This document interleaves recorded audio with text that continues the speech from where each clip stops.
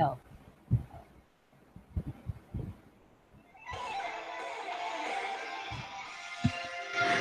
Here's to the greatest, greatest love I've ever known. I'm burning up in your love, your love. Burning up in your love, your love. Burning up in your love, your love. Burning up inside your love. Keep me warm like a robe and fire.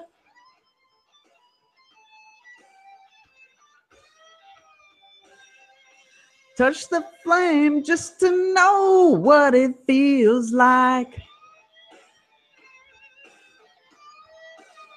'Cause when they ask me if the fire's gonna eat us alive, I tell them I think we'll be just fine. Here's to the greatest, greatest love I've ever known.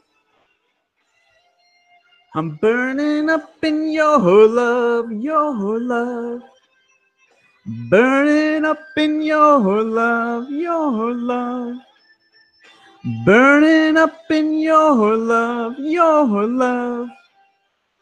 Burning up inside your love. I'm not going to do the next verse. It's the same. Welcome, everyone. Wednesday night shooting. I am Tonya Rogers. The man you just heard burning up in your love is Andrew M. Swift. Yay! I kind of feel like now that I've set the precedent, I have to open every week with a new song. I feel like that's gonna have to be a thing. Maybe, I don't know. Could you do Sasha's next? Oh boy! I'll put the camera on for that, and I'll be like decked out in the full regalia. It'll be too much. It'll be extra. I should probably put on my headset now. So, this week, I've broken my habit of having Roman as my avatar for a very special reason. Oh, let's just go and get into it. Shall we? This Sunday was the Money in the Bank pay-per-view, and history was made because the first ever women's Money in the Bank occurred, and for the first time in any Money in the Bank, a non-participant was the first person to climb up the ladder and unhook the briefcase. And that person was James Ellsworth. He gave the case to Carmella. She was a participant, so that meant apparently that she became Miss Money in the Bank. Yes. Well, I'm not gonna say whoever. Vince McMahon is my fuckamoo of the week. Because I felt personally insulted as a woman, as a female wrestling fan. Men just don't know how good they have it, and that's all I was thinking. And over these past few days, I've not seen one woman argue. There may have been some women out there that argued that, but go get a sex change. I don't want you part of the womanhood. Seriously. But I see all these men making all these big long arguments, but you just don't know how good you have it. In life in general, it is taken for granted.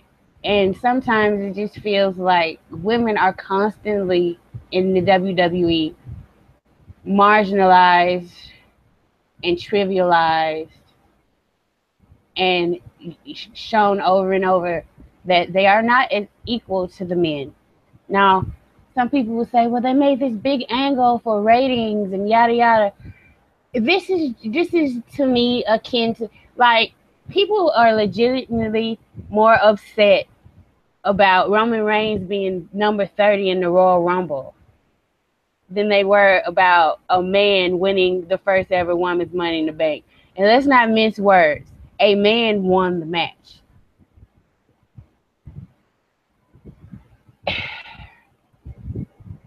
I was like, I just keep going back to what I thought. Like, I've never watched the WWE for Vince and his booking. I've always watched it for the talent.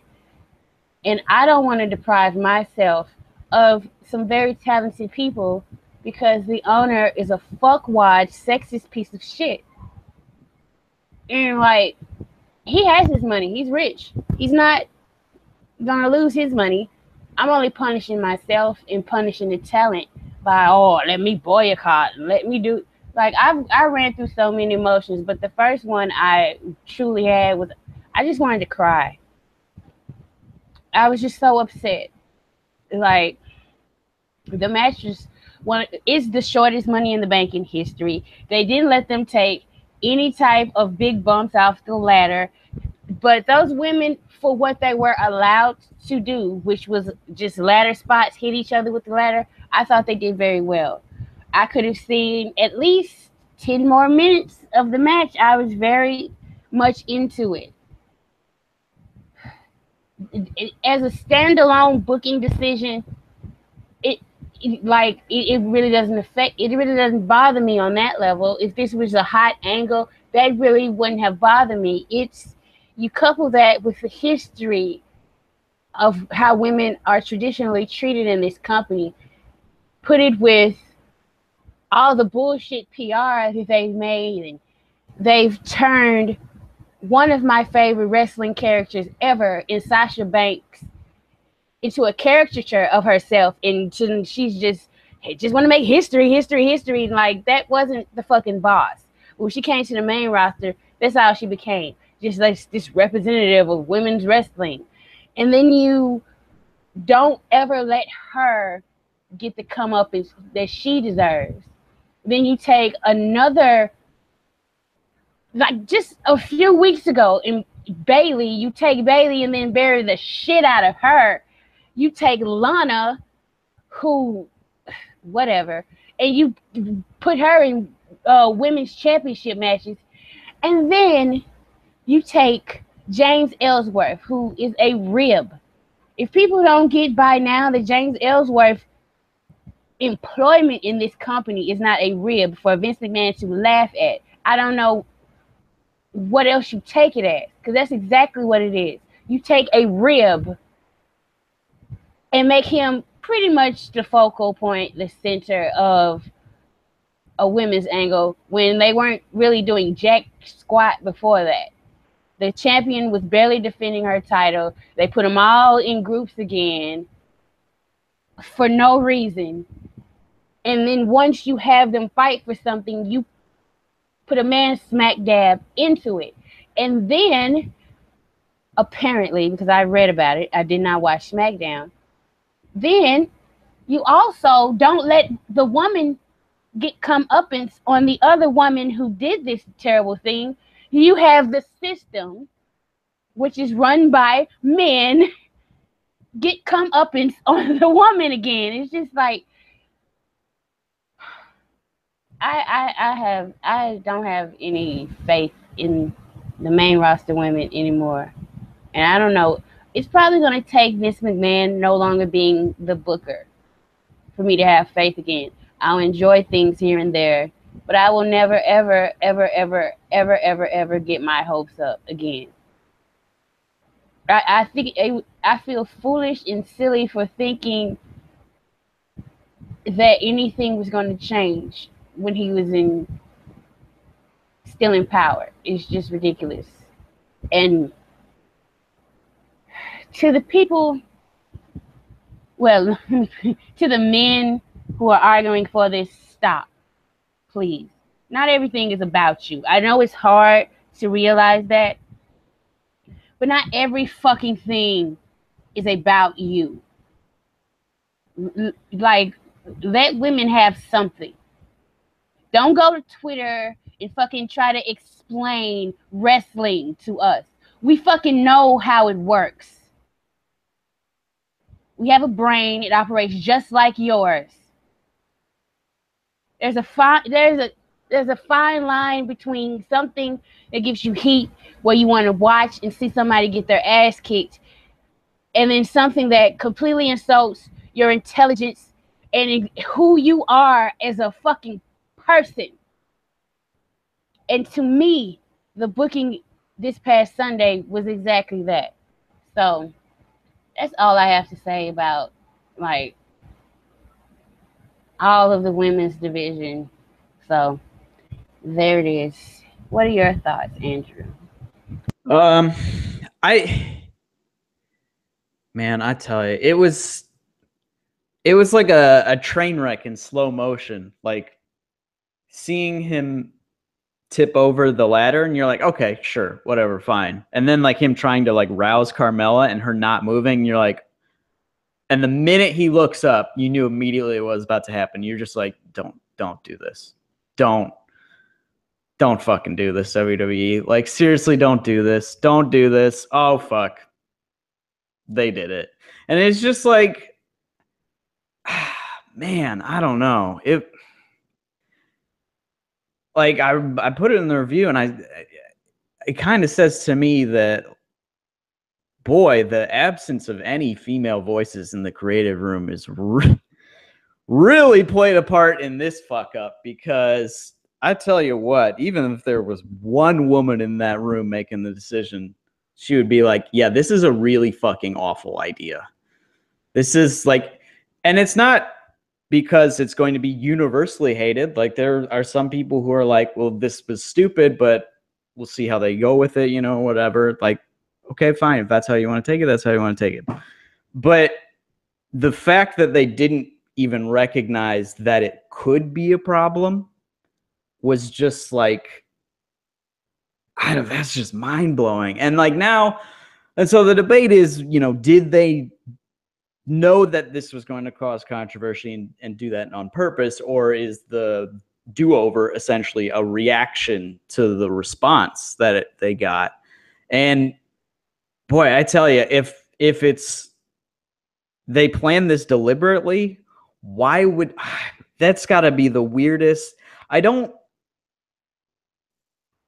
like, there are good ways to do the reality era, and then there are bad ways to do the reality era. The good ways to do it is when it's about the performers. Like when John Cena is talking about Mike, as in The Miz, like who Mike is. He's just a guy who plays other guys on TV or something like that, Or when, Dean Ambrose calls John Cena a lazy part-timer, or, or when people talk shit about Nikki Bella, when Carmella or Natalya talk shit about Nikki Bella being like, oh, she, slept her way to the top, or, we know how she got her way to the top, or whatever, all that nonsense.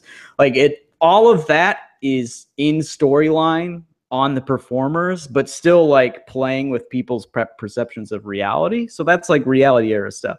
But this is just the only people that this gets like heat on is management and the booking and the company. Like, Carmella did a knock-up job of giving her promo, and she was starting to get a little bit of like people to turn, but it's up in the air of how long that would have worked for. And I've got all the faith in the world in Carmella as a promo. I think she's a terrific promo, but like after the initial like controversy, like that would blow over, like in the sense that people would just stop being outraged. They would just be like, oh, whatever, fuck it, this happened, and they would just tune out.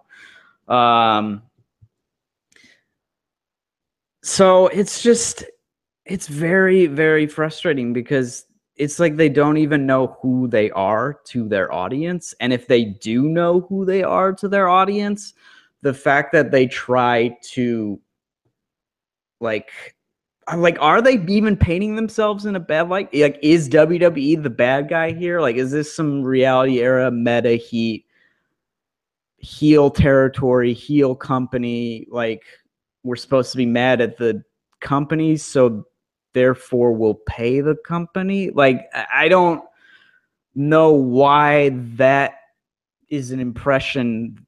If they have that impression, why they think that that is a workable strategy, because clearly, like, house shows attendance is down, live show attendance is down, you know, ratings clearly are not the end all be all, but those are like over 2 years.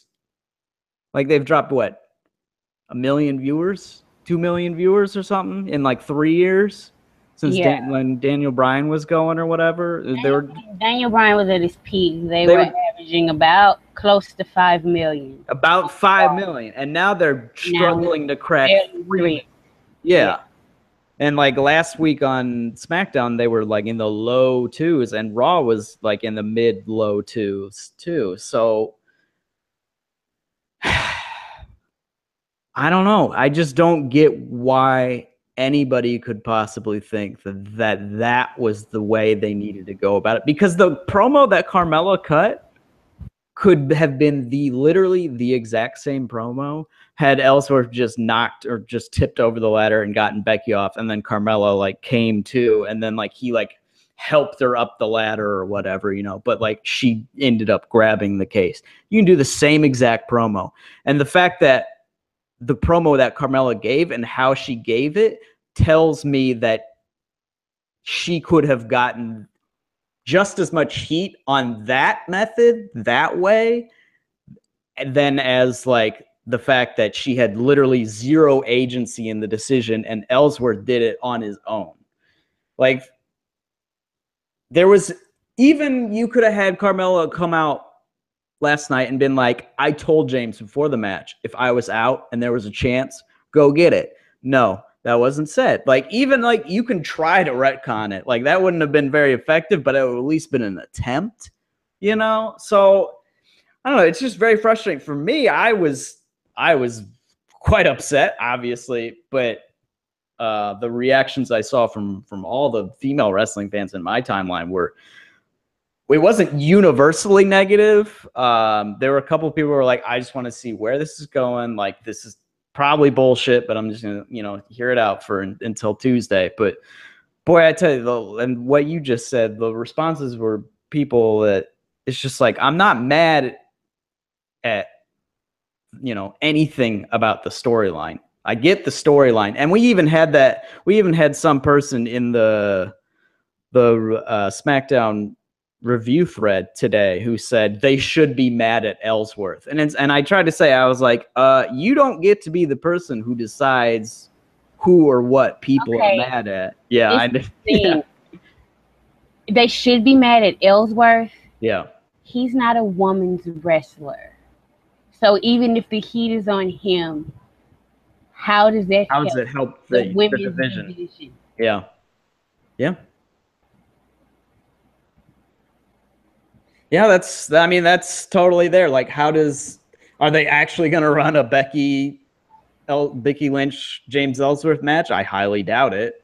Like, maybe she'll suplex him at some point or whatever, you know, which she's admittedly already done, but you know, so it's the problem that so many people seem to have with Stephanie's character, and that, she never gets her comeuppance. She can't get her comeuppance because she's a woman. So like, people can't be physical. Like, dudes cannot be physical with her or whatever, you know, it has to be like incidental contact or whatever.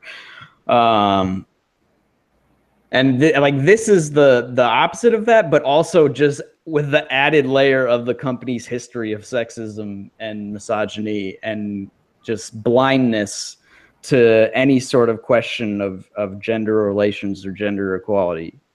So it's I don't know. I think it's interesting. I would really like to see the people who are like, they, you know, just be mad at Ellsworth. I would like to see if those people are also being like, oh no, it's totally fine that Steph never gets her comeuppance, because no, of course not. See Stephanie get the shit beat out of her. Exactly, which kind of tells you something. Yeah, it does, doesn't it?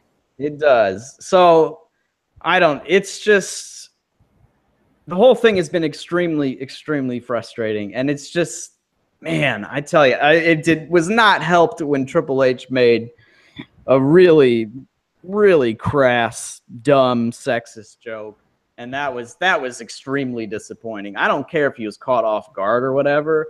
The fact that was his response is not like. I've never have thought the guy is like a bleeding heart liberal by any means, but I would expect him to have better sense than to say that sort of thing.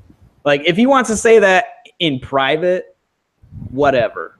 But on camera, no, dude. You should know better than that, especially with the way that you present yourself.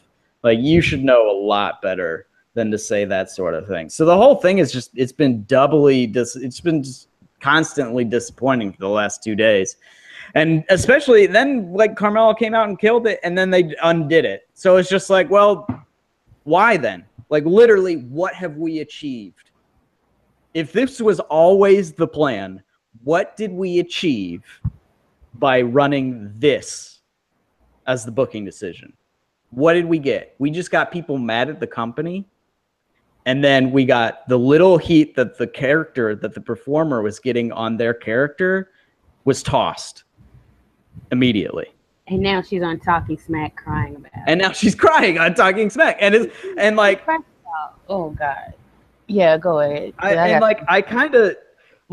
She was exceptional both like during the segment on the show, because like you could see in her face she was like legitimately sad, and like sad in a way that like made you kind of like, you knew this was the heel getting their comeuppance, and was like in kayfabe, like, yes, it was I don't know, like either make her defend it or strip her of it. It was some sort of justice done to the heel at least. But Carmella did it so well to the point that I was just like, man, she looks legitimately like heartbroken right now. And I'm like, I kind of felt, and like I knew I wasn't supposed to, but I felt just a little bit. I was like, man, that kind of sucks. Like, you know, and I was reacting in this weird, like, in storyline, it kind of sucks because, you know,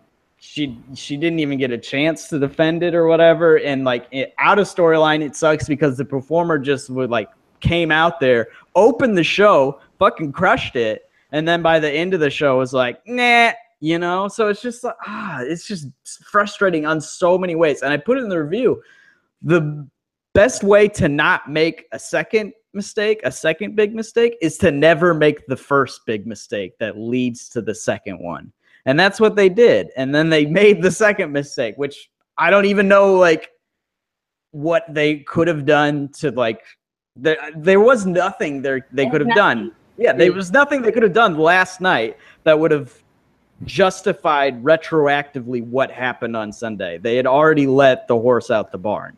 They had already fucked up. It's like when if you hit someone, you can't take the hit back. Yeah.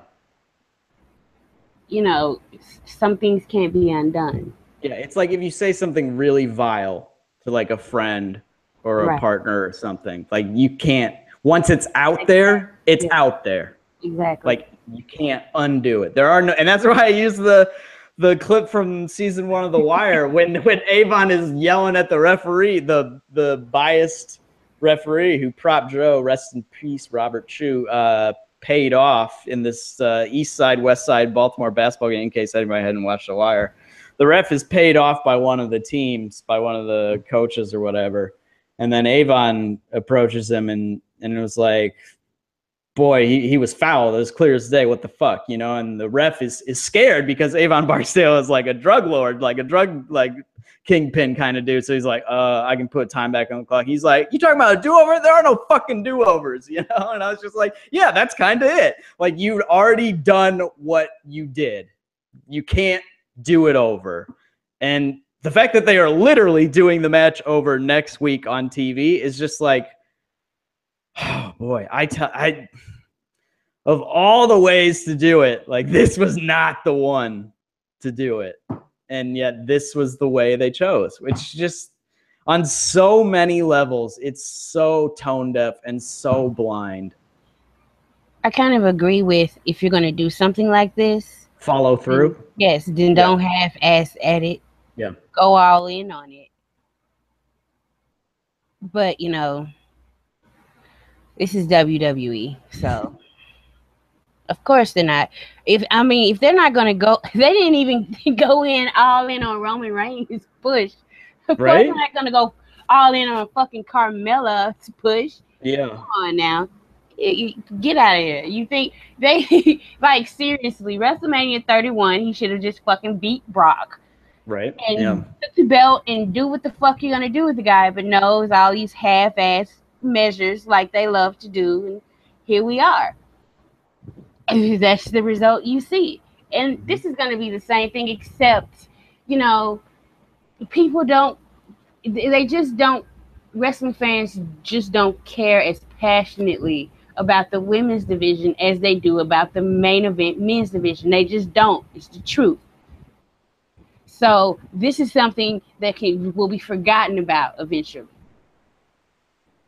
Unlike, you know, people still fucking remember Roman Reigns winning the Royal Rumble, and then the next same year, Daniel Bryan getting dumped out like a geek, and all of these things. That still leaves an impression because it's been built up over decades. The WWE has shown that this is what they care about the most, and the fans follow suit. You just started calling them women again last fucking year. Yeah. This is not the time to do this. Just let them have a match. Let them blow the crowd. Let a woman climb up the fucking ladder and win. It's not hard. It's not hard at all. Well, I was watching because I already canceled the network, and I'm seriously considering, like, am I ever going to get it back again? Because now I have a friend who has a network, and I can just watch off of their network. But, like,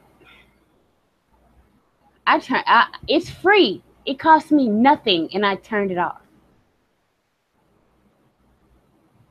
It gets to the larger issue, which we talk about. There are no likable faces anymore. Where are your heroes? And as I told you, I've been watching the X-Men movies. Really got back into that. And the thing that struck me about it is that the characters, I mean, it's just like a 2.5 hour long movie. And in that movie, you get to see character development from the good guys and the bad guys. And they give you someone to root for, because my favorite character is Magneto. And he is not a hero. Like, he straddles the line a lot in the newer movies, but he's not a hero. But there is such a story there that's compelling that kind of makes you want to root for him anyway, because he's been through so much. WWE doesn't know how to have their characters properly face adversity. Like, they just geek them out, and they think that garners sympathy. You can be strong and still face adversity, but win in the end. And there's not much winning in the end for the good guys. Like, Becky never won really against Charlotte. Becky never won against Alexa. So, like, if Becky was the person, and she was the one that was about to go get the briefcase, so she was the one that was really wrong. All of the other 4 women were wrong, but Becky was the one that was really wrong.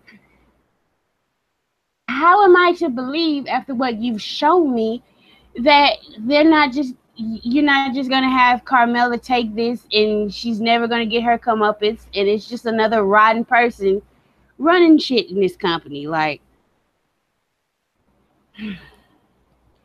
the booking of that match wasn't the main problem. It's a symptom of a much bigger problem for the women and just overall for the company. Like, we want to see happy shit. the world is depressing enough. I keep turning on TV and I see this person has been attacked for who they are, and these the story that really got me is a story in London. It happened, I think it happened about a week or so ago, with all those people burned down in, like, it's stuff like that. And when you watch your entertainment, you don't want to be more depressed or more frustrated. You want to watch something and forget about your troubles. That's why you put on a good album. That's why you put on a TV show you like. That's why I watch reality TV, because there are some scummy people on reality TV, and this is like real people, but even the producers are smart enough to edit it in a way that the person that they have you root for on this reality show in the end comes out. And it just seems like WWE never gets that. They never get it. And it's so frustrating. It's just like, so I was already cherry picking what I'm gonna watch, and just I don't know, because I was thinking, yeah, maybe I'll watch SmackDown next week, but no, I don't know. Why care? Why bother? They've given me no reason to. So you can talk about the rest of the show, because I didn't watch. You can tell me what happened. It's kind of annoying that like that's the only thing that people remember, because I thought the show was really good. I mean, other than the obvious bullshit that they had to deal with, but like they had a whole thing, like every woman in the match got a chance, to present their case to Daniel Bryan at different times or whatever, which was good. Like Charlotte came in and was just like, we were supposed to make history. Oh, I guess we did, for like all the wrong reasons or whatever. And like the way she said it, she's like, get your fucking shit together. So like she came in like forcefully, and I was like, okay, that's good. And then Nattie came in like later. Nattie and Tamina came in, and Nattie immediately started ass kissing, like just way over the top. Like, Dad, congratulations, you're dead. I missed you so much. We're so happy to have you back. Blah, blah, blah. Just like relentless Natalia ass kissing. And Tamina's just like fucking annoyed. She's just like rolling her eyes, just like, all right, what the fuck are you going to do? She like just like got right to the point or whatever.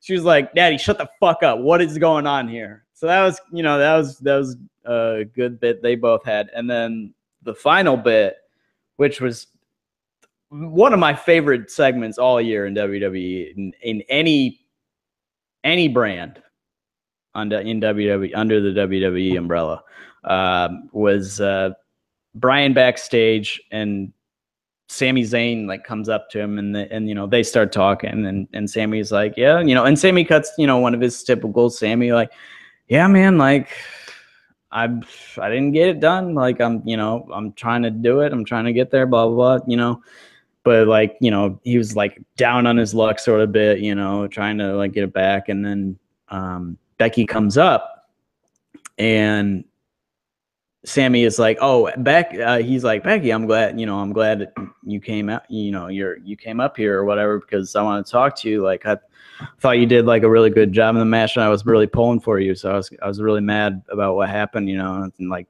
best of luck going forward. And she was like, yeah, I was pulling for you too or whatever. And then just like two really nice people just being like, yeah, I was pulling for you. And I was just like, yeah, I like this, and then I don't know why my voice went so high there. Holy shit. I think that's an actor effect of trying to hit that high note in that song. But then Becky talked to Daniel Bryan, and she cut. Becky Lynch is killing it right now. I tell you what, she's my top dog right now. Like, no joke about it. Like, every time she shows up on camera, I'm just like, Becky Lynch is fucking crushing it. She's just killing it. I don't know. I can't say enough positive words about her right now. And she was just like, it feels like, it's supposed to be the land of opportunity or whatever. It feels like the land. First of all, she said the land of handouts, which was my headline from 2 weeks ago when Lana showed up and Becky and Charlotte were doing, sipping all their tea or whatever, and I was putting them over huge in that review. So the fact that she used the land of handouts. I was like, like clearly that's a coincidence, but I clearly took it to mean that it was a reference to my headline. And she was like, yeah, I try so hard and I know this shit's going to happen. What am I supposed to do? Like, tell me, Daniel, what the fuck am I supposed to do? And he was just like, sorry, Becky, it's complicated. And she just like immediately cuts him off and scoffs and is like, is doing the right thing really that complicated? And just looks at him and like shakes her head and walks off. And then like, that's the last woman who talked to Daniel Bryan before he made his decision.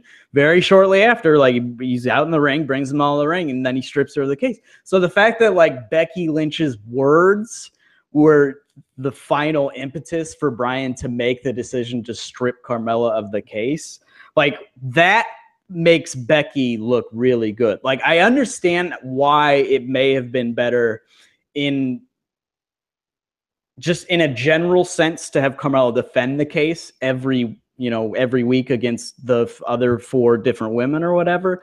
But the fact that Becky Lynch's words, this ultimate babyface, seemed to directly influence Daniel Bryan to make the like most pure, virtuous decision that could be made, like makes Becky look really fucking good as a babyface. So I don't think people are quite catching. I think that bit has been lost in like the decision of what should have been done is like the fact that it was Becky who was like, do the fucking right thing. And he was just like, yeah, you know what? I got to do the right thing. And he went all out and stripped Carmella of the case. So I think that's just a really wonderful touch that they did. And like, it was just like, I don't know, baby faces were just like, just simply Daniel Bryan being there was just brought energy, positive energy to the show. Like just the show and talking smack, just everything just felt more upbeat, more lighthearted, more positive. And like, Big E won a singles match against Jim Uso. Becky and Sammy had those good promos. Sammy had a good little bit with Ty Dillinger, which is like it was a product placement ad for like Sonic Shakes. And Sammy was just like doing basically like a market research like review. So he's having like Ty Dillinger like grade the 2 shakes that were on the table. He's like, all right, tell me what, like, what do you think about this one? What do you think about, that one? Like, tell me how you feel about each one, like which one's better or whatever. And of course, every time Ty is just saying, oh, that one's a 10. That one's a 10. And like Sammy's getting frustrated, he's like, no, but I like need a real answer. I like, so like, it was a creamier or like, why are you going with this or whatever? And it's just like the interplay that they were having was really good and really entertaining. And then Chad Gable's bit when he came out later and answered the open challenge, and Kevin Owens is like, I know you're not from Dayton either. Like, what the fuck? Get the hell out of here. And he's like, actually, I just moved to Dayton this morning. He's like, actually, I just moved to Dayton. He's like, oh yeah, when? This morning. He said it like sheepishly and shit. People are like, okay, that's kind of funny. He's like, what's your address? And so he gives the address of Wright State University, which I did not put the connection together, but apparently like the Wright State University like arena was where the show was airing from. So like the general address 3640 Colonel Glenn Highway is the main building of Wright State or whatever. So it's like the generic campus address or whatever. But so like all the people in the crowd like knew what was going. Like you could see a bunch of people in the front row being like, "Oh, okay," like nodding their heads and stuff. Like I did not make that connection immediately, but so that was clever. And then he looked good. He ultimately lost clean or whatever, but he looked good in the match. He got like a nice little moonsault. He got a nice little chaos there, but also just like the fact that he got to show a little bit of personality, like that came off really well. Like that was like the best Alpha. Either of Alpha may have looked for at least since they won the titles, and maybe even more than that, because that was just like a match that just happened, and like with a good hot crowd. But like that wasn't really building anything, that was just a title switch. So like all the baby faces just got like good little bits in. Like they weren't like hugely triumphant, other than like Becky's, virtuous words making this making it clear for Daniel Bryan what he needed to do. But like everyone got nice little bits to just like advance their characters and like make you feel good about these characters and what was going on with them, even if like they weren't winning anything at the moment or whatever, you know. So I really liked just the mood and attitude and atmosphere of the show in kayfabe felt more positive.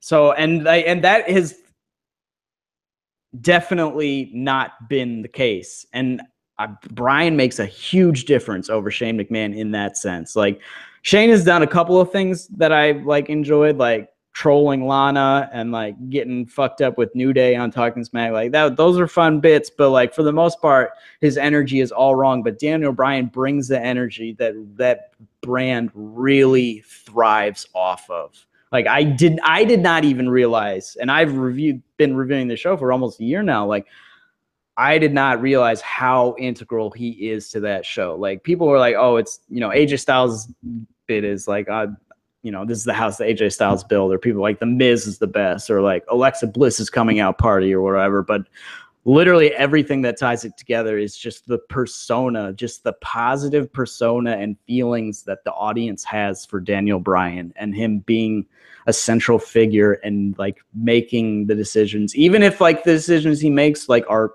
great or are wrong, or like you can be like, well, that's kind of fucked up. He's kind of seems like he's ganging up on The Miz. Just the fact that it's his positive persona just sort of directing the show in a way, just directing the universe, I guess, in a way, like, which is, kind of what the general manager would be in real life. So I don't know. It just made so much of a difference to me.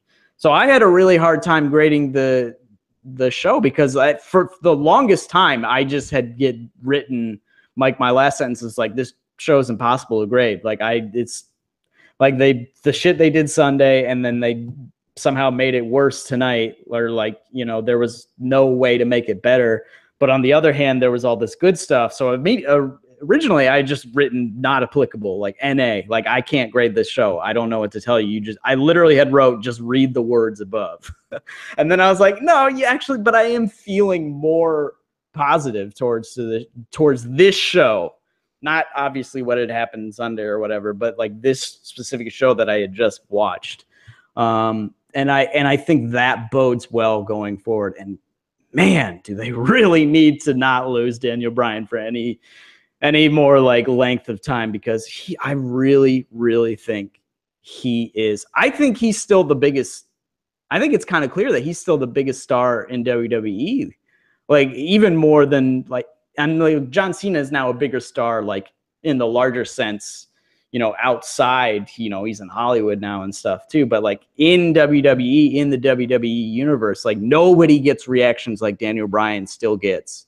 And I think the fact that he is so recently retired and still like 37, 36, 37, like still very young guy, that like people can still relate to him as like an active character, even if he's not wrestling. So I don't know. So I just think he really makes the show. And I don't think people have quite really, I think that's been lost from last. I think that lesson of last night has been kind of lost because everybody's focusing, understandably so, on, what has gone on the last couple of days with the women's Money in the Bank case. So I don't know. So like, I really like the show. And like, the Orton Mahal program was whatever. That was fine. Like Randy Orton showed a little bit more energy. So wait. Randy Orton is still feuding with Jinder Mahal. Yeah.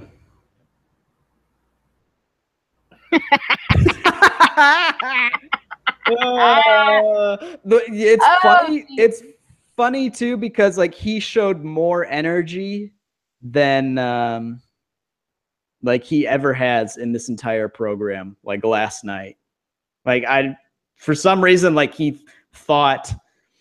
I did see that tweet from Chad Gable, Caitlin, that Gable tweeted this morning that he moved back to Minnesota this morning. I was I thought it too. That was cute.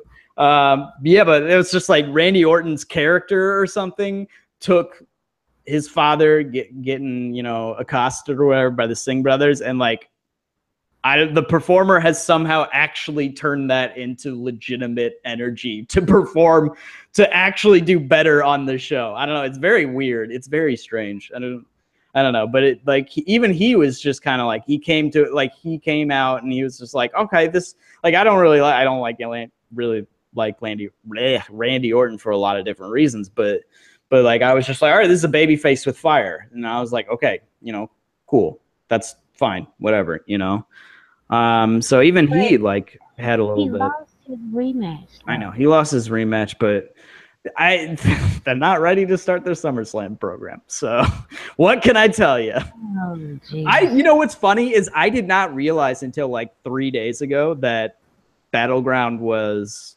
A, pay-per-view in July, and B, a SmackDown pay-per-view. I thought that last night was the last pay-per-view they had until SummerSlam. So I was like, fuck, man. A long build. And then I was like, wait, there's a fucking Battleground pay, which makes sense. I went to it last year in July, but I totally had forgotten that it was a show in the schedule. Dear Lord. Yeah. Have you heard the rumor about that match? No, what is it? Punjabi Prison. You see, I wasn't really watching. Yeah, I have no idea what that actually means. So it just like, to me, all I think about is like a Hell in a Cell with like bamboo sticks instead of steel. I don't know what the hell. I don't know. So yeah, I have no clue. I'm boycotting SmackDown Live right about now. I don't blame you.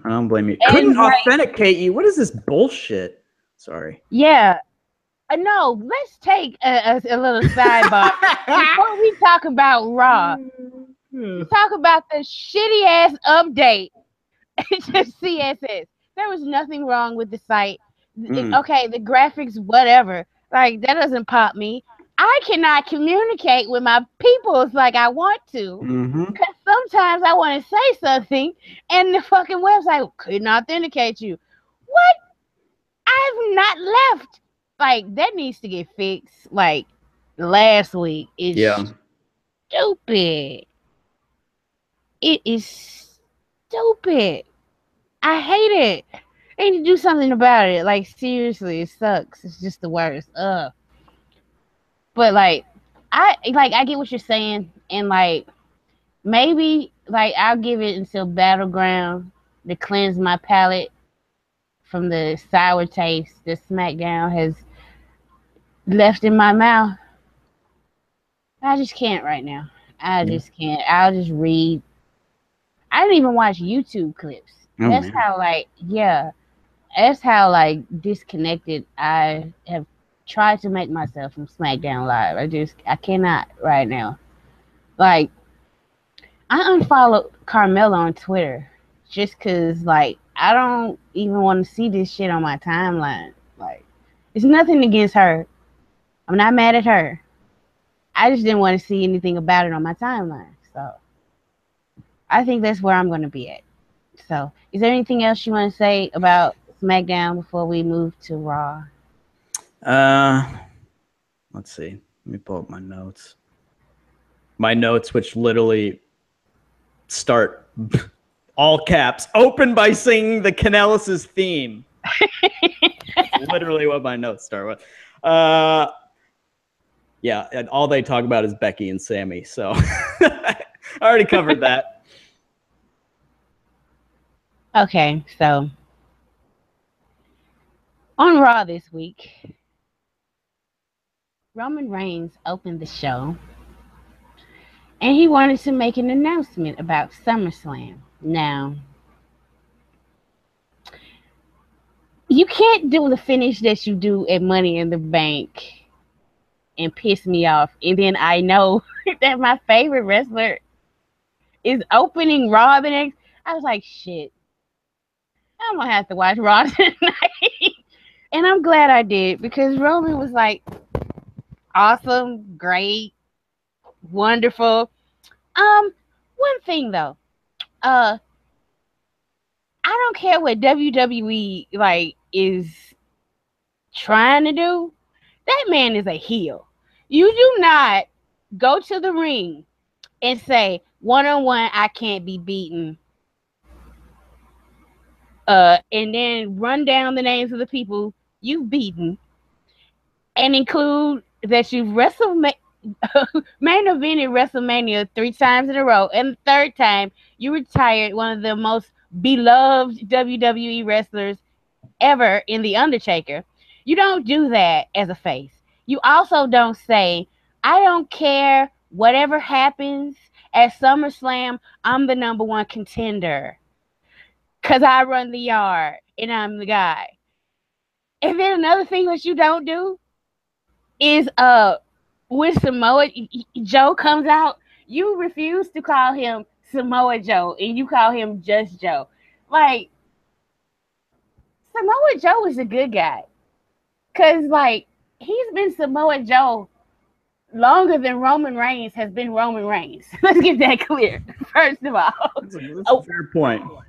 Way longer. He's been Samoa Joe way longer than Roman Reigns has been Roman Reigns. Okay. Look this man in his face and say, you will never be Samoa Joe.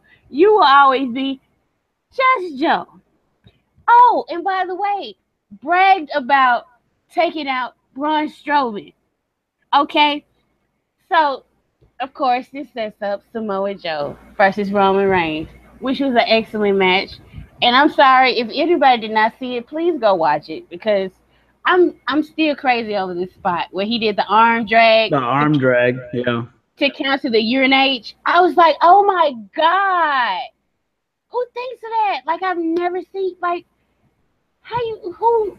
I love that part of the match. So he's about to win, you know, he's doing this little thing in the corner or whatever.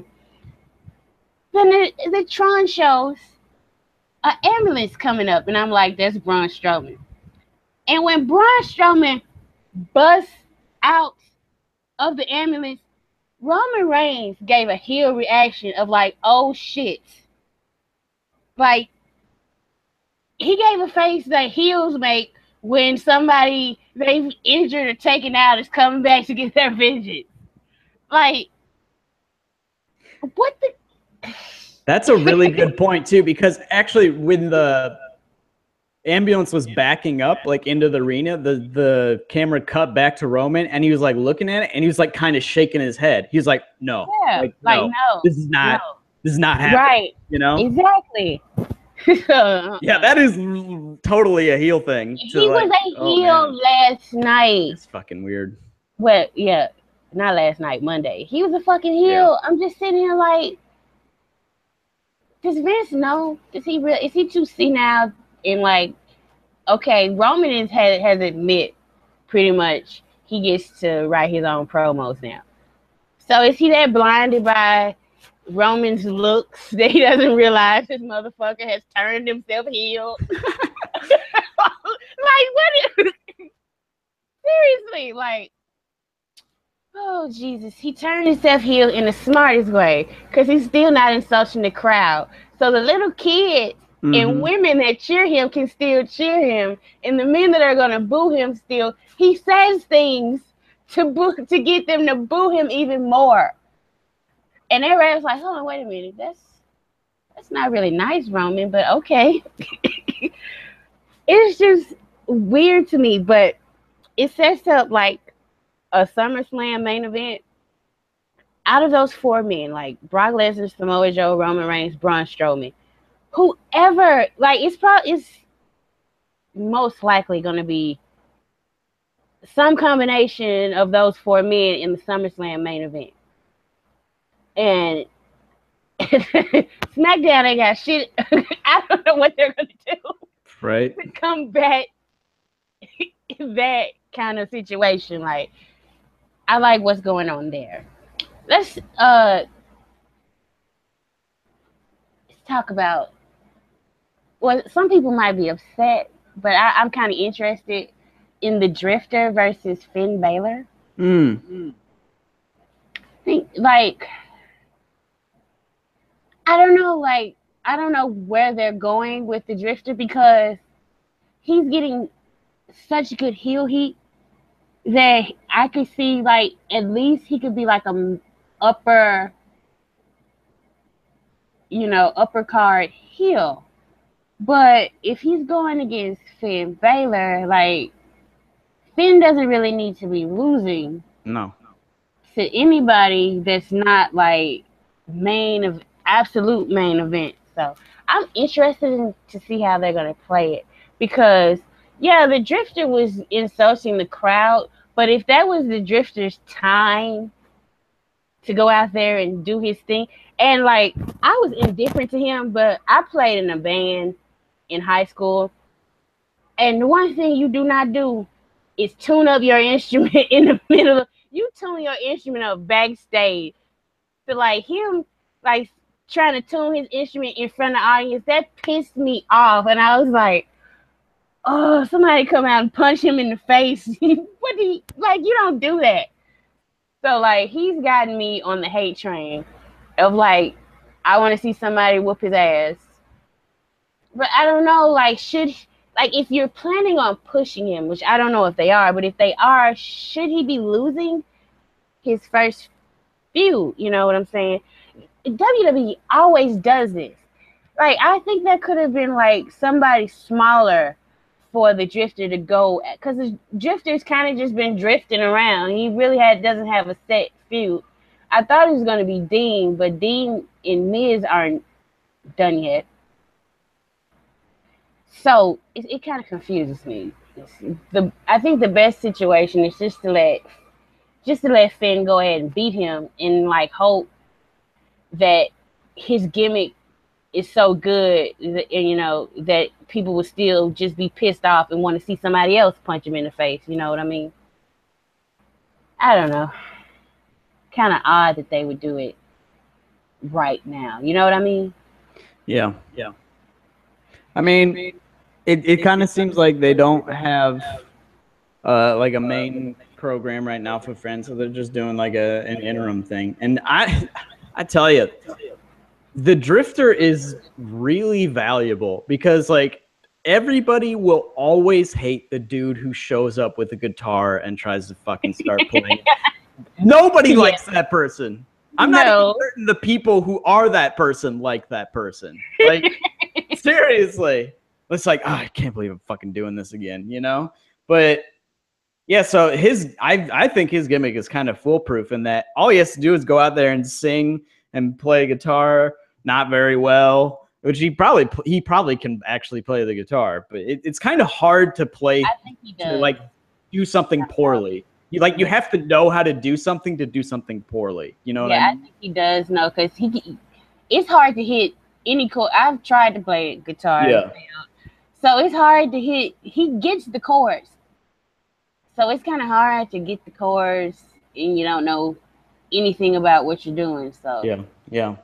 So I don't know. I feel like, like you said, I think he's a really valuable guy, and I think it's a program that Finn will eventually go over in, and I don't know what they're going to be doing with Finn going forward, though, because like, I don't know, if like he's a main event guy, then like, why is he not? It's very curious. I don't understand what's going on, admittedly, on Raw, because I've been in and out for like the last month or so, like even when I'm like have it on, I'm kind of like barely paying attention unless it's like I hear "Sky's the Limit" pop or something.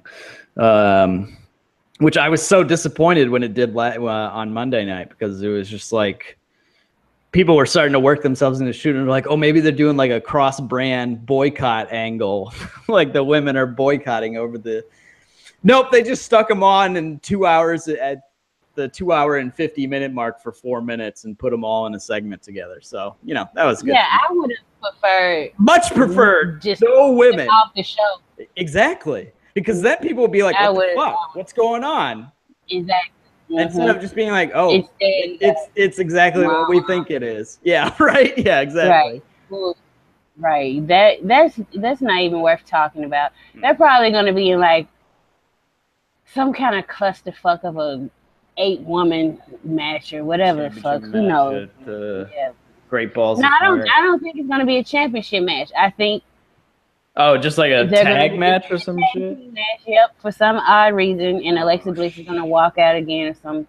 I don't know what the fuck Who is happening. cares? Who fucking cares? Right.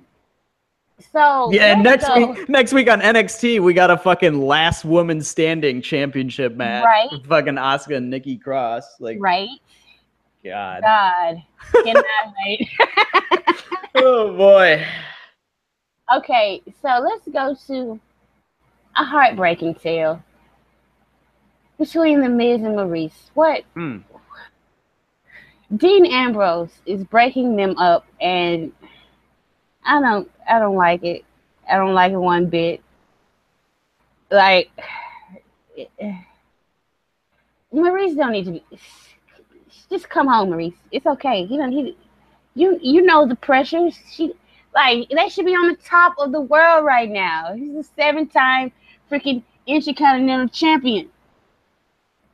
They should not be arguing and bickering. And Dean is evil. He's evil. He hates love if it's not his own.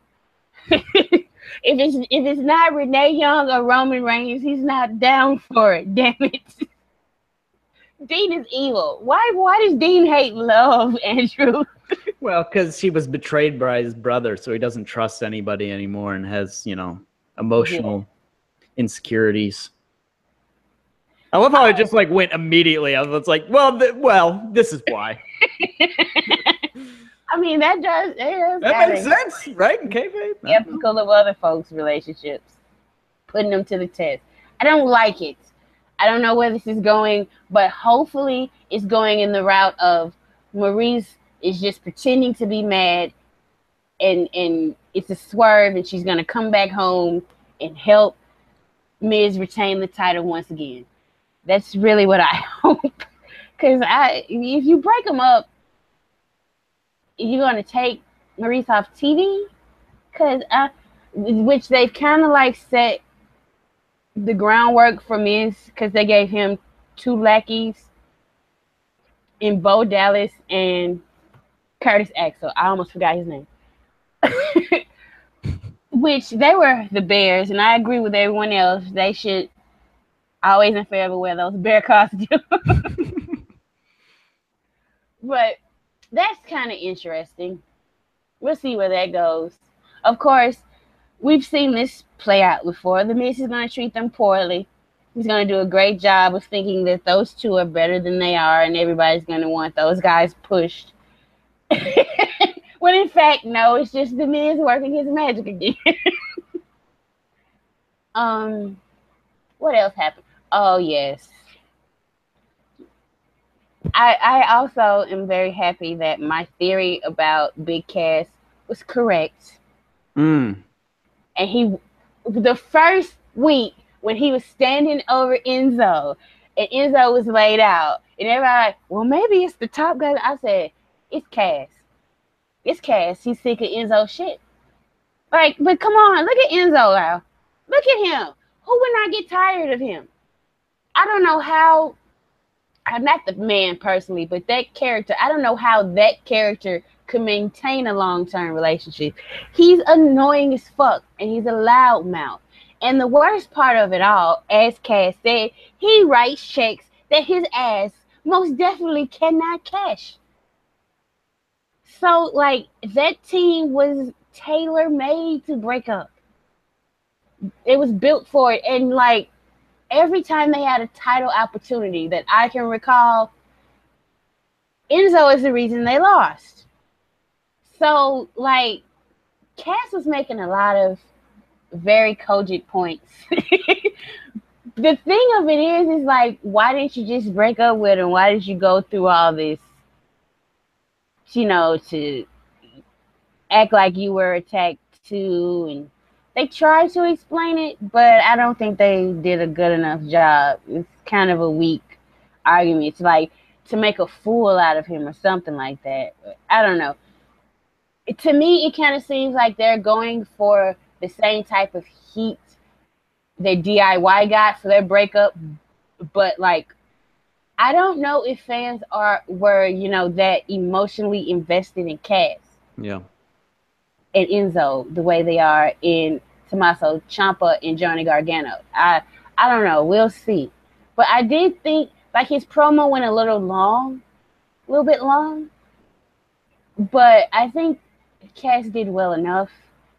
I'm just worried because, as I've said before, he's really awkward, and every time, like when he runs the ropes, this is what I hear: da da da da da da. He's not smooth. I saw him in person, just like you did, and you're right. Yeah. He does not carry that height like he is a giant, and like they already have Braun Strowman, right? So it's like, do they really need another like really big guy as a solo wrestler, especially a guy who's he doesn't have the intensity that Braun has, and I don't know. We'll see, but I don't know. I'm kind of pulling for him because I was always big fans of them in NXT. I'll see where it goes, but where I think most people think that Enzo has heat and he's going to be released soon. Yeah. But I think that's a disservice because I do not think Cass would have ever gotten nearly as over as he did without Enzo. But I think Enzo would have gotten over just because he can talk. He can talk. And he comes up with catchphrases and things of that nature. I always thought Enzo should be a manager, a heel manager, but a manager. Who takes bumps. But WWE is allergic to managers, so right. We'll see. I guess they're gonna feud with each other. Which, that match. Oh boy. Oh, that match is gonna be rough, baby. I can't see them. I feel like the only thing they can do there is run a squash. Yeah, like he just murders him. Like he just ganks him. Like why? You're not gonna have. Maybe Enzo gets in a very brief comeback, but match sub 4 minutes. You know. Yeah. So I don't know what. Maybe they don't even run a match. Just Cash just keeps beating the shit out of him, and he goes away. I have no idea. Who fucking has to get some. But see, I think the reason why they introduced the Big Show into this is that, to have like a champion for him. Yeah, to have somebody to come in, because he was like, "Why would I attack you, Enzo? You like, I don't need to attack you from behind. Who the fuck are you?" You know what I mean? Yeah. Boy, I tell you, maybe Vince started watching Game of Thrones and he got the idea of having a trial by combat. So Enzo's going to request a trial by combat and have Big Show be his champion against Cass. If this happens, you all heard it here first. I'm just saying. Yeah, and then, Big Show, he's in the giving stage of his career, and he is another big guy. And Big Show was terrific. He's like, fuck this shit. Because he was on TV. We all know how he hates. Because his interview with Jericho, he's like, TV fucking sucks. So everything he said was a shoot. I swear to God. That was terrific. He's like, this is dumb as fuck. I'm leaving. But yeah, I think we're going to see some Cass and Big Show, and Big Show is going to try to help further along Cass and his development. I think Big Show's great at it. Like, shit. Roman Reigns, I always give him credit. Roman Reigns was not as good in the ring until after, like, and he wrestled Big Show for like 3 years. God. Forever. Yeah, right? Yeah. Ever. But it helped him develop as a wrestler. So Big Show has a future with that. And he also helped out Braun. So maybe now it's Cass's turn. So I'm excited for all of that. Is there anything else you want to talk about the Bayley rumor now? I mean, do I want to talk about it? I feel, isn't it just like a different version of the same rumor that we heard before? Yeah, but I just wanted to pass along my. Yeah, you're the one who wants to talk about it. Let's be real here. Let's be real here. So apparently, there's rumors floating around that they want to put Bayley in a love storyline, and they think I guess that Corey Graves is the best candidate, but they're not sure. And of course, I said just for the sheer awkwardness of it and how like they are like two completely opposing type of characters. I want her to have a romance angle with Roman Reigns because I think that would be the funniest shit ever. Like, could you imagine? Like, I can't even imagine them having a conversation backstage where it goes well. Like, awkward city. Oh my god! And then Bailey wearing his vest and doing everything. Oh my god! I would just love like if you're gonna make the wrestling world burn, go for it. Do some shit. Stop doing these half-ass measures and take it back 2 days later. Like, oh, fight. We were just joking. Go all in. That's what I say. Hell, they should, if they're gonna have like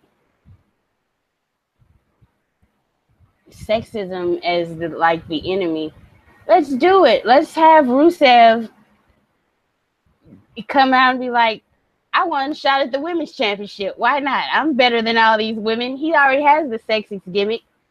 Let's go for it, WWE. Just burn the whole damn thing down to the ground. What do you have to lose anyway? That's how I feel. Just burn it all. Burn everything. Burn them all. Yes.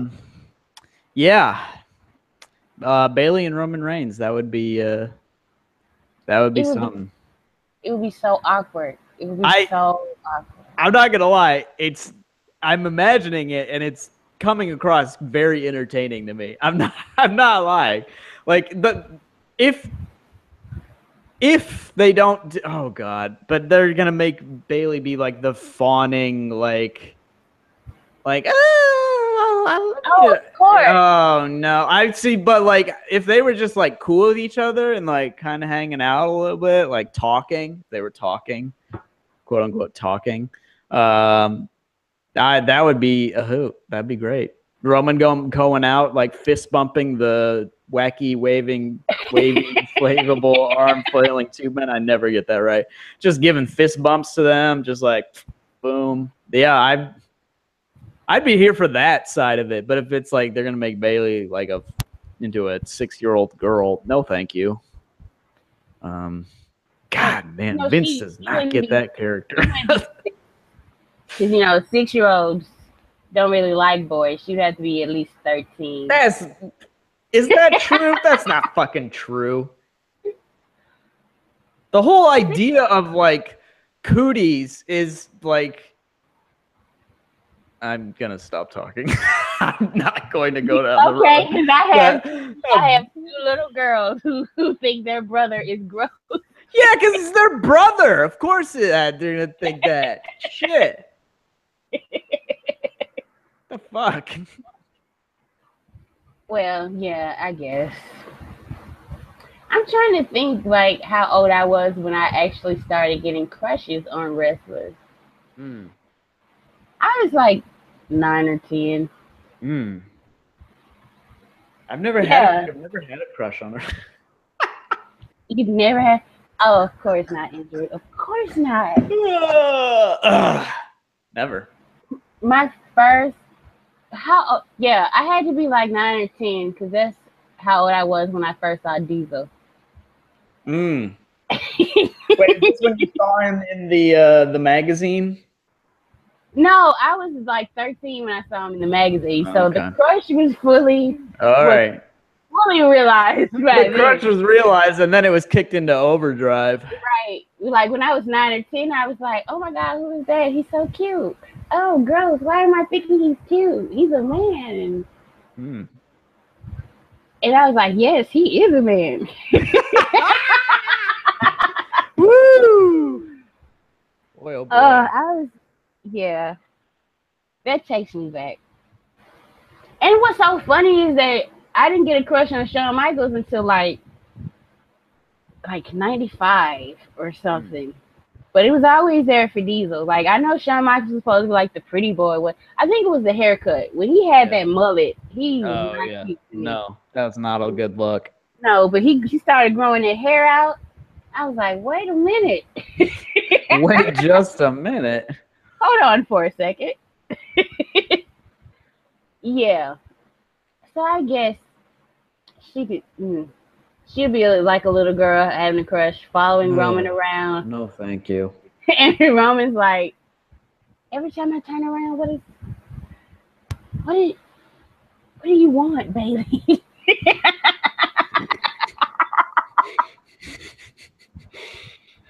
Oh my God. Oh boy, oh boy. Somebody was like, they like to see it just to see the internet burn, but Roman with a side ponytail? Oh my God. Right? Oh my God, that is the best. Roman with a side ponytail with an I'm a hugger and little arms band doing the inches, high five in the air and shit. Oh my God, yeah. This is like one of those things where, like, in like WWE 2K18 or 2K17, where you can like bring a wrestler out to any entrance or whatever. Right. Yeah. This is what I'm picturing now. That's crazy. And see, I said, you know, like, being an ironic wrestling fan is cool and hip. So if the Smarts at Large hate it, there's a segment of Smarts that are like, this is the greatest shit ever. So, like, they would be so conflicted. At least they don't, like, oh, other Smarts hate it, but fuck, I don't like this either, but I have to pretend I like it.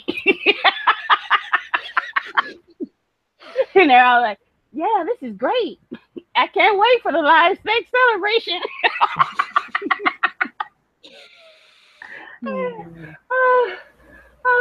We got blocked. We got blocked by like the patron saint of ironic wrestling Twitter. Oh yes, Frey. Yeah. With his bitch ass.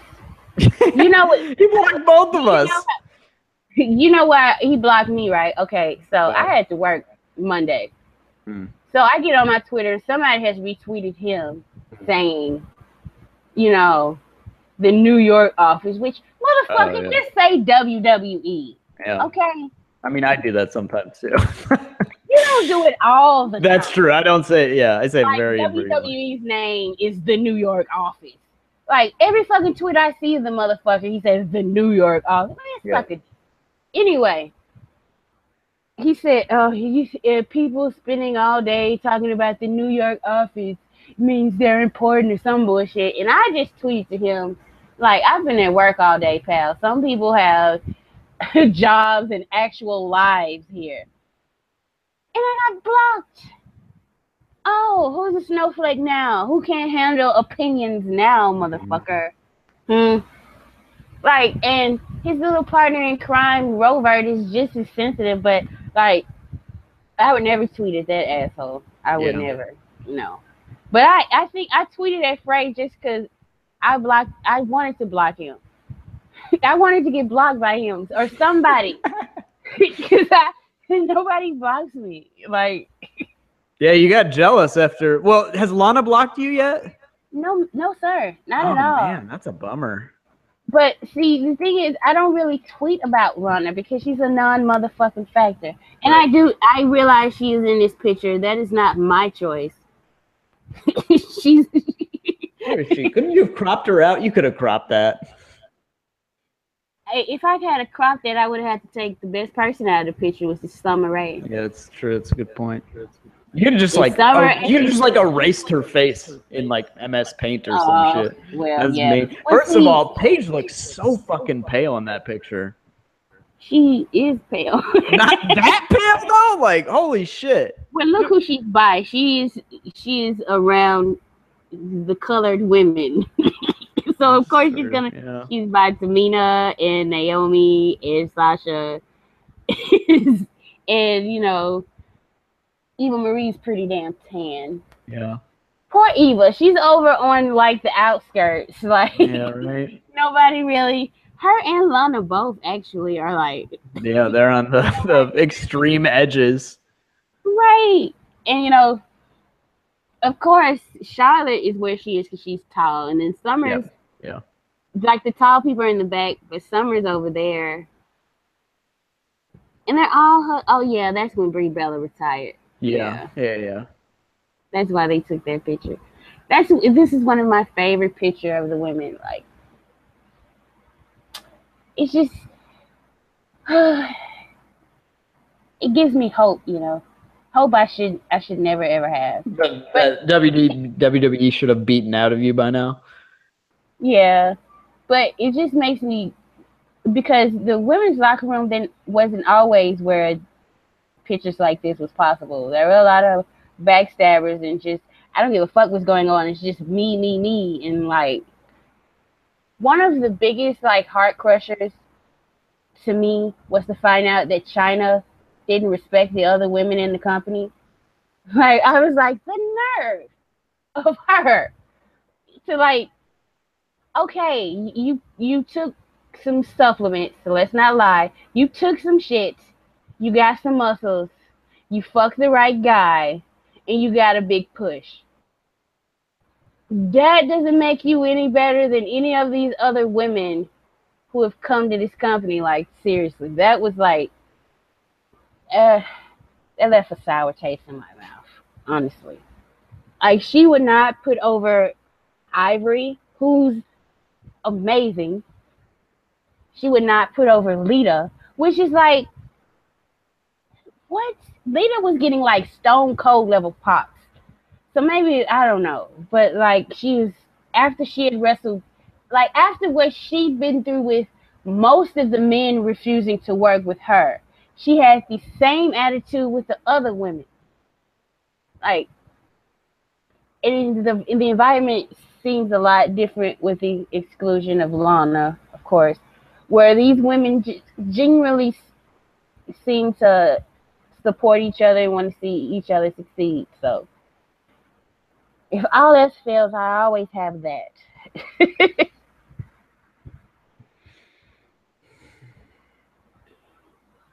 People in the thread are continuing on with the Bailey and Roman thing, and this is quite entertaining.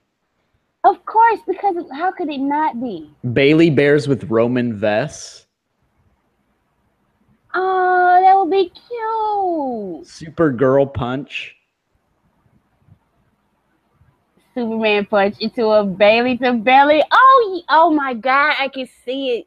That's dope as fuck. See, sign me up for this mix tag. Shit, Roman and Sasha's mix tag was fire too. Right. So even if it's not a romance storyline, just a friendship, because like they really can't bury Bailey anymore, and like maybe don't be so certain. Yeah, that's true. Don't put that out there. No, I take it back. It can get much worse. I take it back. But like if they team together, maybe Bailey could have like the Dean Ambrose thing where Roman was really hated, but everybody was still cool with Dean. I don't know. It's much better than whatever the fuck they have planned, probably. That's why, like, everybody I said this to, they're like, yeah, let's do it. Which means WWE would never do it in a million years. No, yeah. But Corey Graves? Well, it's because he's a bad boy. He's got all those tattoos and shit. It should be a cruiserweight then. It's like fucking Bailey has tattoos. Shit. Right? Oh, and that interview that she did with Corey where she hugged him, they made sure that this time when they cut the back of her, that goddamn tattoo was covered up by that ponytail. I noticed that. Because the first time she did it, you could fully see it, but the last time she had the interview, I noticed that tattoo did not show. Not one time. They were like, Bailey, you're gonna have to fix your ponytail so people don't see your Illuminati tattoo. Boy, I'd like to ask what those are about, because that's some interesting shit going on. Al Snow tweets from Monday. Tweets to wrestling fans. Oh yes, he said that you enjoyed wrestling when you didn't know anything. So just go back to not knowing anything. As if the men in black are gonna come with a neuralizer and erase our fucking brains. You cannot put the toothpaste back in the tube. We know. And like the biggest era in wrestling that made the most money was the Attitude Era when everybody knew it was predetermined. That's not the problem. It's not the problem. It's shitty booking. Say it with me, Al. Shitty booking. Okay? Stop fucking defending this shit. Stop getting mad at us for knowing. Like, it would be stupid in this day and age, in 2017, for grown-ups to think that somebody, like, doing a 450 splash on somebody, like, just move. You've lain there for 30 seconds. You're not out cold. Just move. Why are they running on the ropes? Seriously, if you thought about, you don't even have to know if you thought about wrestling, just a little, you would see. Like my 10-year-old, I had to tell him because he's he's growing up, he's getting smarter, he's watching wrestling, and certain shit didn't add up to him, and he started asking me questions. So I was like, okay, look, catch can out of the bag, let's pull it all the way out. This is predetermined. You know, because when you start asking questions like, why are they running the ropes? Like, I don't know, because they're supposed to. Right? They've always done it. Like, seriously, just because somebody pushes you into the ropes, you can stop. Why? You know, and I really do enjoy a lot of sequences where people are running the ropes and somebody will stop and hit the person. Yeah. I love sequences like that because it's more realistic than just straight up running the ropes. Let me do a leapfrog. Let me jump down and you jump over me. It's like, yeah. If you jump down on the ground, why don't I just jump on your back?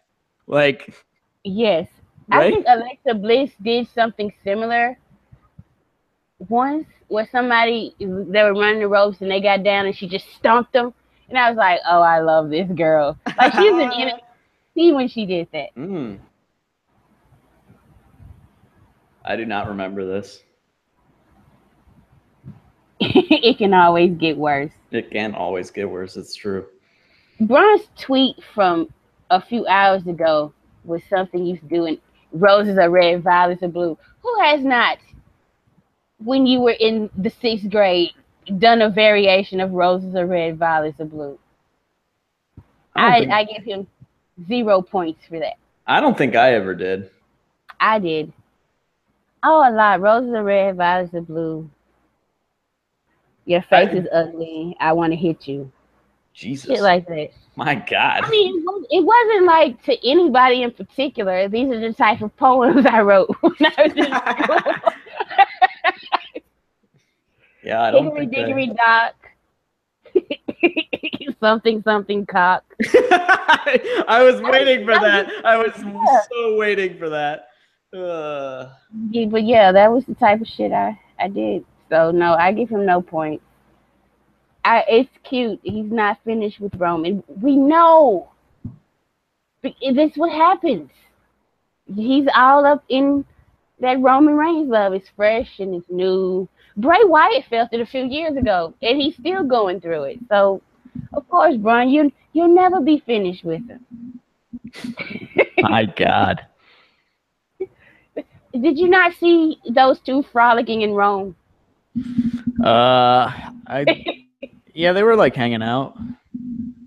Weren't people like upset that they were like breaking kayfabe or some shit? They were upset because it was Roman breaking kayfabe. They don't gotta get that damn. Oh yeah, right. Yeah, exactly. Why is Roman breaking kayfabe, saying nothing about Braun? Yeah, Marcel does bring up the good point that the original tweet was, "I'm not fished with you," which is fucking hilarious. I'm not fished with you. Yeah, he made a typo. He was supposed to write, I'm not finished with you, and he wrote, I'm not fished with you. It's hilarious. That is a hilarious typo. Right? He had somebody told him, "Hey, dude, I think it's supposed to be finished." Yeah. And he's like, well, fuck, I've already gotten like 400 retweets, so can't stop it now. Oh, yeah. Oh, the Ghost of Bailey. Oh, her poetry was Charlotte. I actually liked that segment. I might be the only one who did, though. No, I don't think it was. I think it wasn't Charlotte's best moment. I thought it made Charlotte look bad. I didn't think it made Bailey look bad. Because she was rambling on and trying to read stuff off the type. Oh, that was... Who thought that out? Like, seriously. I don't know, man. That's the worst.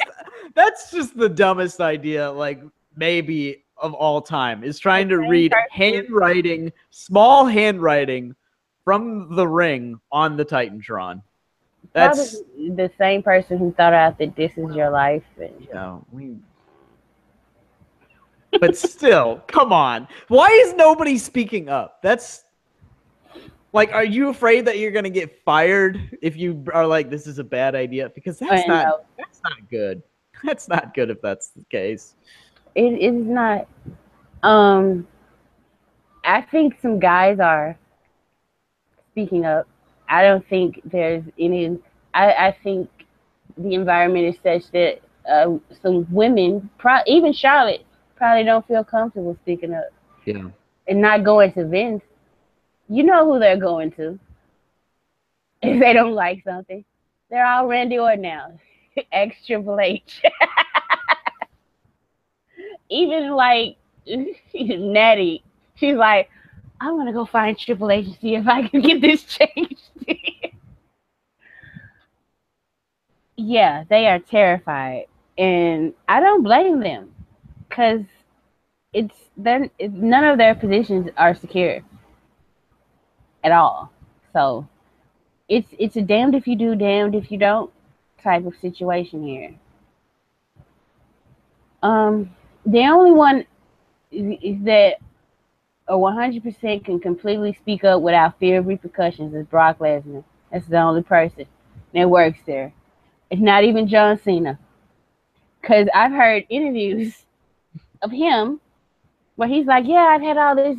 He spent a shitload of money on new gear when he thought they were going to turn him heel against The Rock. Yes. And he still has that gear. And he's still waiting to turn heel.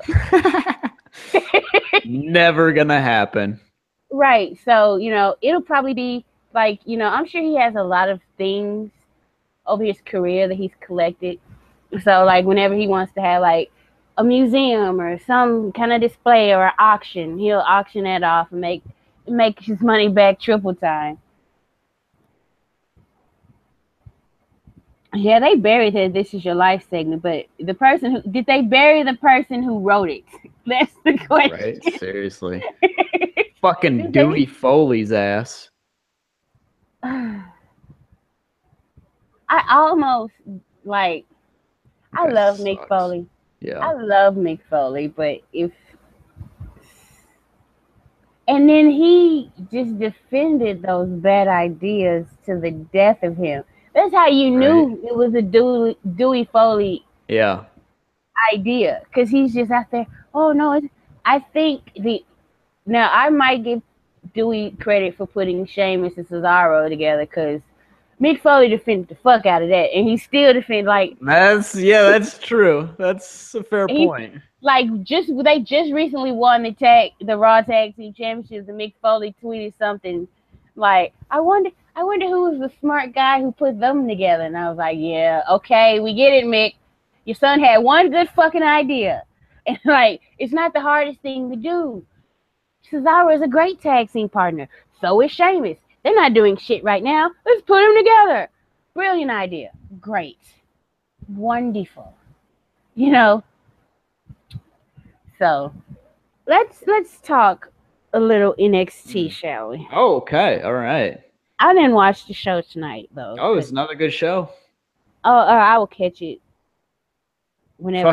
Fucking Bobby Roode saying bad shit to Roddy Strong. I tell you. What did he say? Did he talk about his personal life? So he was doing a photo shoot backstage somewhere or whatever, and Roddy shows up with his wife and the baby boy in the stroller. And so Bobby starts giving him lip. He's like, "Oh, hey, Roddy, what's going on?" Blah blah blah. You know, and Roddy's like kind of rolling his eyes, like, "Oh fuck," like blah blah blah. So like he kind of like sends Marina, apparently is his wife's name, off with the baby, and Bobby Roode's like, "Oh, hey, Marina, just let me know if you ever want to know what it feels like to be with a real man." Ooh. And his shoot was on. They were fucking fisticuffs were happening. Yeah.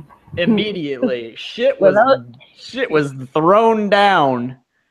Those are fighting words. And those are fighting words. Those are big fighting words right there. So they were immediate. I fucking loved that Oni Lorcan was the first guy to break to like get in between them too. Like he came out of nowhere and he was like there for 5 seconds before anybody else. He was just like, "Fucking stop or I'll beat the shit out of both of you," is what I was imagining him saying in his head. I fucking love that guy. That guy's crazy.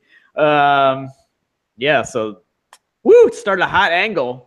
And I think 2 weeks from now, title match between the two of them. So don't know what's Roddy.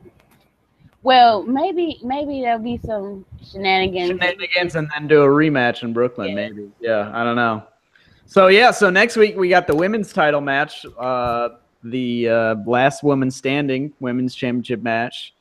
And then the week after we got a men's title match. And tonight we had Aleister Black versus Cassius Ohno, which was terrific. Oh, did you see that? Yeah, it's just a hard-hitting match. You know, it started real slow too. Like they were working like technically like against each other, like feeling each other out, and they just started ratcheting it up, just building it little by little. Who won over though?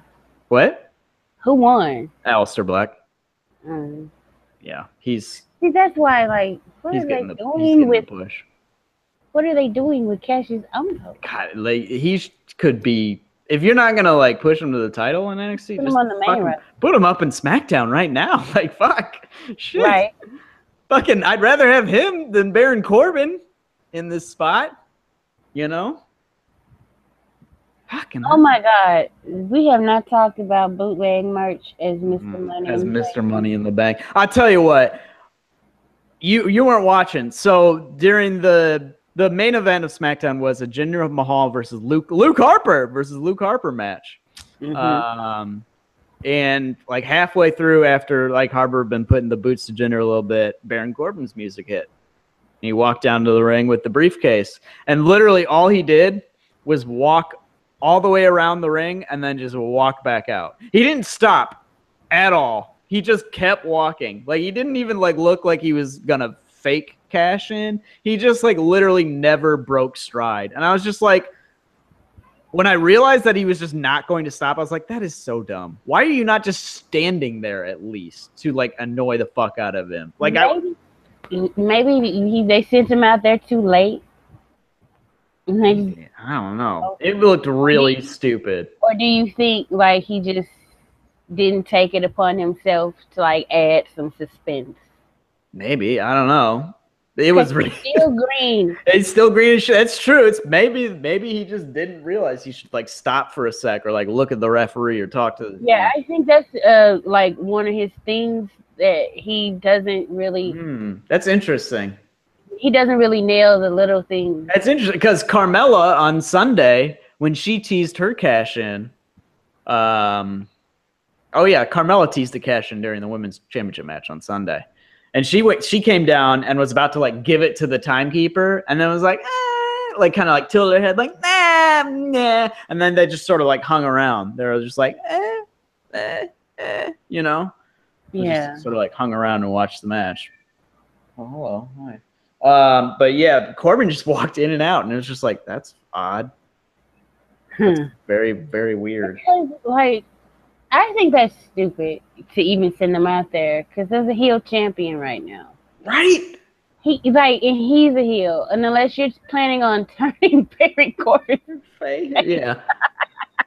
unless you Right? plan on doing that, like, what is the point of teasing him cashing in on Jinder Mahal? Like, cash-ins get cheered anyway, Yeah. but the next week, people usually like come to their senses and they're like, "Oh shit, motherfucker cashed in on the face. Let's boo him." Yeah. But yeah, I don't know about that one. I still say Kevin Owens should have got it. Oh boy, Kevin Owens is really good too. Last night, like he did say like he was the face of America, but he kind of, I don't know, it felt like to me like he was a little bit fresher. I don't know, like just the way he played off of both styles when he was like, "You are not from Dayton. I said a local from Dayton. Like, what are you doing here? Blah blah blah." And then like his just pure exasperation when Gable came out, and he's just like, "I know you're not from Dayton either. What the fuck are you? Get out of here with this shit." He was trying to beat up some little scrawny person. Yeah, he was trying to find some. And Rev pointed out in the Daily today that Chris Hero is actually from Dayton, Ohio. So Rev was saying he was almost working himself into a shoot a little bit, like oh, it was right there too, wasn't it? Yeah, but no. Yeah, it's obvious that Chris Hero was signed to stop whatever Chris Hero was doing on the indies. Yeah, right. Seriously, stop having these fucking classic work rate matches. These 4-star matches. These 3 4-star matches in a weekend, like for 8 months straight. That's why like people give Cody Rhodes shit, but good for him for not accepting that Stardust was going to be the rest of his fucking career. Yeah. And now he's building up himself a nice little career on the indies, making a bigger name for himself, making more money. And good for Kenny Omega for not coming and doing his thing.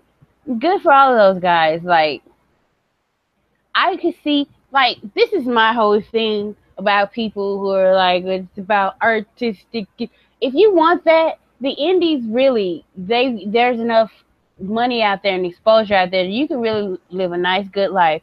That's why AJ Styles, he doesn't complain. He comes in, he does what's asked of him, because he knows this is the show where you make money. Yeah. So if you are not in WWE to make as much money as you can, I don't know what the fuck you're doing there. Unless you're a woman, because like I don't know. I think it might in NXT. You might be better off in NXT for a woman than anywhere else. I think the only woman who's making like a decent amount of money, I guess Bayley's probably doing all right in merch sales, but Sasha is selling merch like crazy right now. Like Bella Twins. But they have like spin-off TV shows and shit. Like they're, That's true. But like as a wrestler, I feel like Sasha's the one that's only actually making any banks. But just added the S. Sorry, it's more than they're making. It's more than they will be making on the independents, isn't it? Oh yeah. It's not, see, that's what I'm saying. Yeah. Like for a guy, especially if you're not like, if you feel like a lot of those cruiserweight guys that are just stuck in WWE, if they're not doing nothing with me, and I can seriously like calculate, I'll be making the same amount of money for wrestling less, or more money for wrestling less, I would go ask for my release. Like, it's all about money, taking care of yourself and your family. Like, I get it's your childhood dream. Everybody wants to be Hulk Hogan or Randy Savage, but everybody's not going to be. So you're like, would you? And like, Michael Hayes kind of did make a point. Like, some people, like, it's just a job. But like, it can just be a job on the indies. Yeah. Like, you should be there to like want to get the biggest spots you can and make the most fucking money you can. Pretty much. Like if it's just a job and you're just clocking in, that's you're not really having any ambition to do anything bigger. So I don't know. I definitely wouldn't just be like, yeah, WWE is gonna pay me the most. I would figure out if I'm not happy creatively, I'm gonna try to figure out, could I make more money working like the template has already been set. AJ Styles did it, and he wasn't even a former WWE name when he did it. Of course, he happens to be one of the best wrestlers in the world, but you know, Cody Rhodes has his name for him, so right, yeah. Find out what works for you. Kenny Omega has never been a WWE superstar. He's getting press all over the world, you know. So there are other options, is all I'm saying. So I would hope. A lot of people gave CM Punk that crap, but like I feel you. If you're not feeling that shit, why stay? What are you staying for? Yeah. So. Yeah, especially like if you're a guy like CM Punk, who was like his thing was, I want to main event WrestleMania. When that became clear, it's just like that wasn't happening. It was just like, fuck, why am I here then? You know? Yeah, I don't know. But please come back, CM Punk. I bet you could main event as a part-time. As a part-timer, as a returning guy? Yeah, maybe, I don't know. And people, and that's not what CM Punk was against. He was against being a full-time wrestler, working 300 shows a year, and having these part-timers come in and beat him and leave. And I don't think CM Punk would have a problem in the main event losing, because he'll be in the main event. That's all he wanted. Like with Cena and The Rock too, he was like, making an elimination match and have me eliminated 5 minutes in. Just have me in the main event, please. Right? Yeah. So, yeah. It's so sad that really, as smarks, a lot of us are sitting around waiting on Vince McMahon to die. It's sad. Woo-hoo. But that's what we're doing. We're not saying it all the time. But we're just counting the days to when that motherfucker is dead. You have anything else to add to the show? Well, what are you freaking out about? Cat's losing his shit. I did have before I give the sign off, I did have one thing I wanted to do a little bit. It's kind of something we've been talking about all night. So hold on a sec.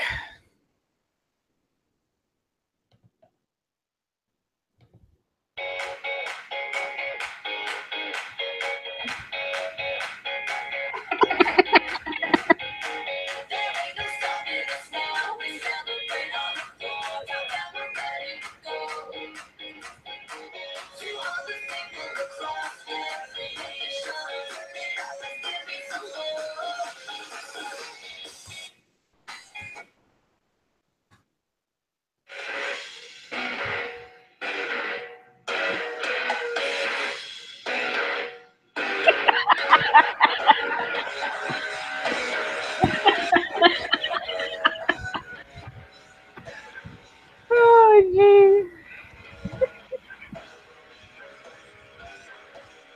Oh. All right, everybody. I hope you enjoyed that. Well, shit. Why am I talking into nothing now? I hope you all enjoyed that nice little... That was the transition between those two was not very smooth. I need to improve that on the next go-round. But y'all can think happy thoughts and go hug yourselves. Bye.